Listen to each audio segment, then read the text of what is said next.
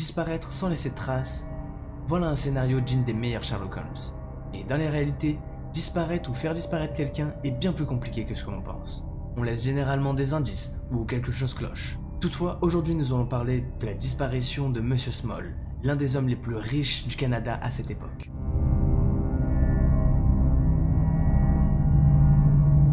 Né en 1863, Ambrose J. Small commence très tôt son ascension dans le monde des affaires.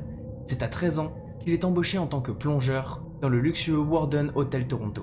Il va commencer, en plus d'être plongeur, à réaliser quelques petits boulots illégaux pour ses employeurs. Notamment, il va tenir les comptes entre les plus riches parieurs de la ville et les bookmakers. À la même époque, le jeune homme va alors trouver un second emploi et est employé en tant qu'ouvreur dans un théâtre. Mais rapidement, il va passer d'ouvreur à responsable de programmation et il n'hésite pas à programmer des pièces très délicates pour l'époque, notamment Bertha, la fille à la machine à coudre. Il faut savoir qu'à cette époque, Monsieur Small est considéré comme l'un des plus brillants hommes d'affaires dans le théâtre. Pour ses salles, il a les plus grandes têtes d'affiche. Pour vous donner une idée, c'est comme si la petite salle en bas de chez vous organisait des concerts avec Booba, Niska SCH, le PNL, tout ça toutes les semaines. En plus de ça, c'est comme si vous étiez l'un des premiers à le voir.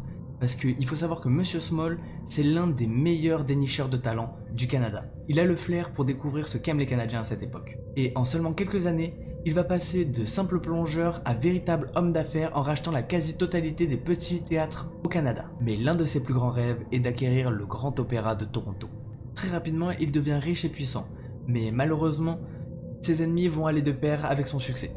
À l'âge de 39 ans, Small va décider de se marier avec Thérèse Coleman, riche héritière des distilleries Coleman, avec une petite idée en tête. Son idée est d'utiliser la richesse de sa femme afin de pouvoir acquérir enfin le Grand Opéra de Toronto. Il va y faire construire un bureau, mais aussi une pièce secrète pour recevoir des femmes sans que personne soit au courant. Des infidélités sur lesquelles sa femme va être totalement au courant, mais fermera les yeux durant de très nombreuses années. En 1919, il est au sommet de sa gloire et possède plus de 90 théâtres et salles de concert.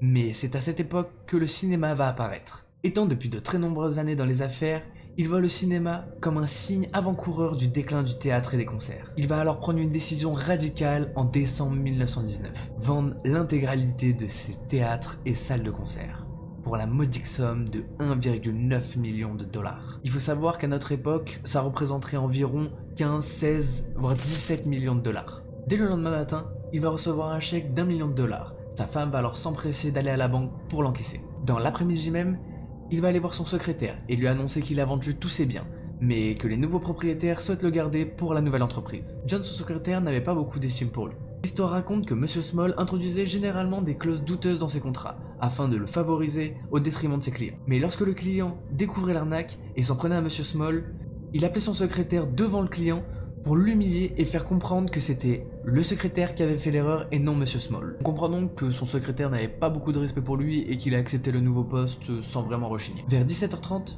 Monsieur Small va prendre la décision de rentrer chez lui.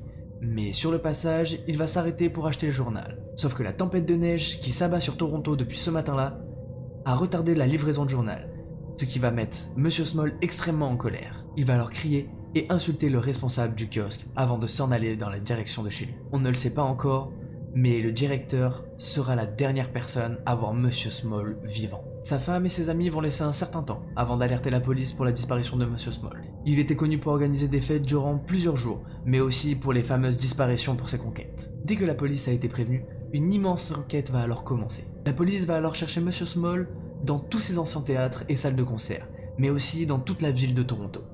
Sa femme va alors publier un avis de recherche avec une prime de 50 000 dollars pour toute personne qui arriverait à le retrouver, ce qui est réellement énorme pour l'époque. Mais après plusieurs mois de recherche et une enquête approfondie par la police, ils ne parviendront pas à mettre la main sur le corps de Monsieur Small. Pire encore, ils ne trouveront aucune explication à sa disparition. Mais alors, qu'est-ce qui a pu lui arriver? Il existe de très nombreuses théories, mais l'une d'entre elles voudrait que ce soit son secrétaire qui avait volé environ 100 000 dollars dans le coffre de la banque de Monsieur Small avant sa disparition le 2 décembre 1919. Mais après avoir été retracé par la police et rapatrié à Toronto, il est impossible de faire le lien entre la disparition de Monsieur Small et son secrétaire. La seule chose qu'on aura pu lui reprocher est le fait d'avoir volé 100 000 dollars dans le coffre de Monsieur Small. Une autre théorie se penche sur sa femme et le temps qu'elle a mis avant de dévoiler la disparition de son mari, car il s'est passé environ un mois avant qu'elle fasse appelle à la police. Mais après de très nombreux interrogatoires et après lui avoir mis une pression énorme, elle dira que c'est seulement parce qu'elle avait honte de ses tromperies et qu'elle pensait qu'il était parti avec une autre femme. La dernière théorie voudrait que ce soit l'un de ses ennemis, mais aucun d'entre eux était suffisamment énervé pour le tuer. Mais malgré toutes les théories qui existent et toutes les enquêtes qui ont été menées, Monsieur Small ne sera déclaré mort qu'en 1924. Et l'enquête sera ouverte jusqu'en 1960. En revanche, elle sera fermée sans avoir pu localiser le corps, ni même dire pourquoi Monsieur Small a disparu. Une affaire non classée et qui le restera pour toujours. Voilà, j'espère que cette vidéo vous aura plu. N'hésitez pas à me le dire dans les commentaires. Il faut savoir qu'il existe une deuxième partie de cette vidéo un peu plus paranormale et axée fantôme. Si vous voulez que je la traite, n'hésitez pas à me le dire dans les commentaires et à liker cette vidéo, comme ça au moins je saurai qu'il faut que je fasse la deuxième partie. C'était KickOneFire, peace out.